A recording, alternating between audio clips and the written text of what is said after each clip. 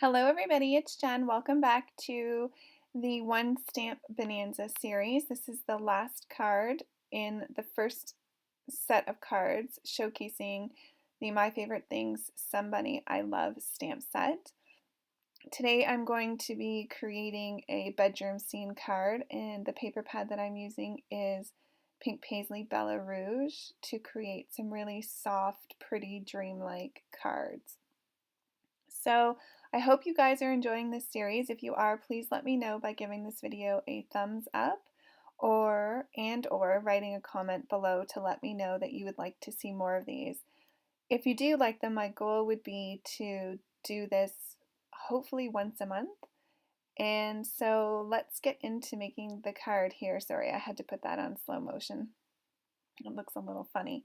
So I actually started creating this card and I wasn't planning to have it as part of the series, but as I started coloring up the images and fussy cutting them, I realized that I kind of liked where this was going, so I thought I would throw on the camera. So I'm just going to show you how this image works so well with fussy cutting, and you can use more than one paper to make the image really come alive. So I'm going to be doing the comforter and the pillowcase in the same color, and then I'm doing the bed sheets in a different piece of paper there, the striped one that you can see. So this image is really easy to fussy cut out, which is great, and I love how the different papers just give it a really sweet look. And one of the things that I liked about working with this stamp set was that I could use pattern paper that I wouldn't normally use for the comforter, and I thought it looked really sweet. So for example, that butterfly paper is really bold for me, and so I wouldn't necessarily use it on a card, but I think it looks great as a comforter. So I had no idea where I was going with the design for this card, so you're going to get to see how I really just do a card from start to finish without having really a roadmap or whatever design in place. So I knew I wanted to bring in some yellow because there was yellow in the moon and the stars. So at first I thought I was going to use this circle to kind of have the image come to the forefront. And that looks cute, but I decided it was a little bit too bold. Now this paper is one as well. I never know how to use these frame papers, but I thought this was perfect because it looks like a window and it's black, so it looks like a night sky as well.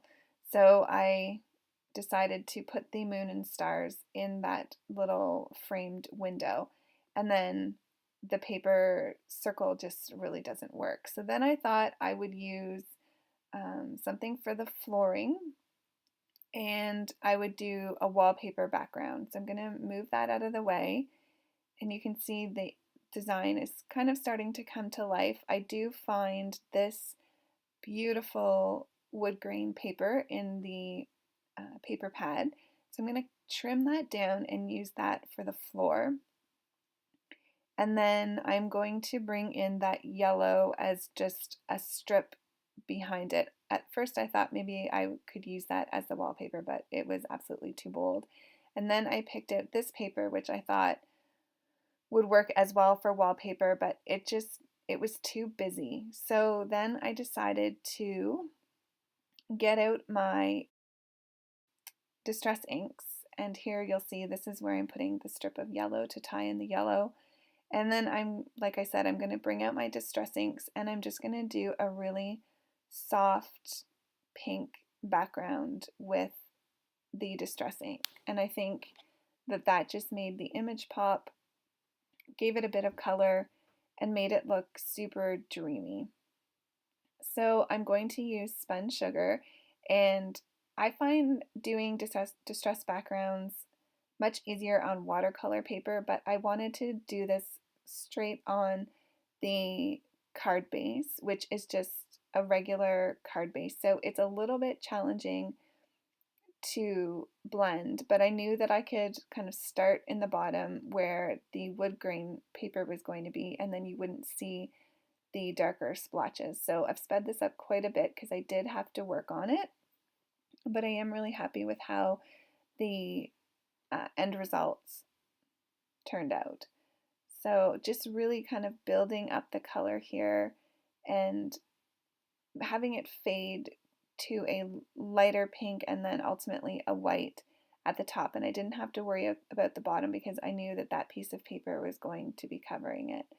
So now I'm just going to start to adhere all the pieces to the card.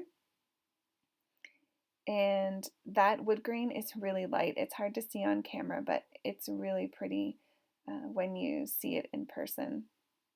So I wanted to tuck this yellow behind the wood there, just so it was peeking out a bit, just enough, like I said, to bring in that yellow. Just going to trim that off so that it is flush with the card base. And then I'm going to work on putting the images. So I want the bed to be there, and I know I want the window to be up in the top left-hand corner. So now I'm going to stamp the sentiment, which says, "Dream until your dreams come true." It's super cute. I love this stamp set. I had so much fun creating with it.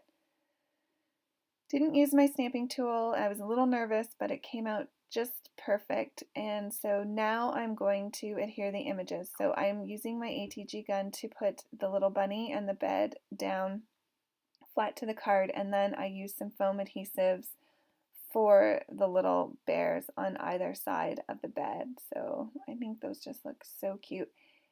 And I'm going to put the moon and stars on this little piece of paper. Now, one of the reasons why I wasn't going to film this is because this is actually, the images were stamped out on just regular cardstock. It was the first set of images I was doing after getting the stamps. So I was just kind of making sure that I gave them a good first stamping, not on my Spectrum Noir cardstock. And so I was just kind of playing around with coloring, but it colored up and blended fine just on regular cardstock. So don't be afraid to use regular cardstock if that's what you have. The card is pretty much complete. Now I've decided that I just want to bring in some sequins, and these sequins are really pretty. They're pink, but they also have a little bit of a yellow to them, so it works out perfectly. Now, this is the layout of the sequins. I'm not going to show you me gluing them.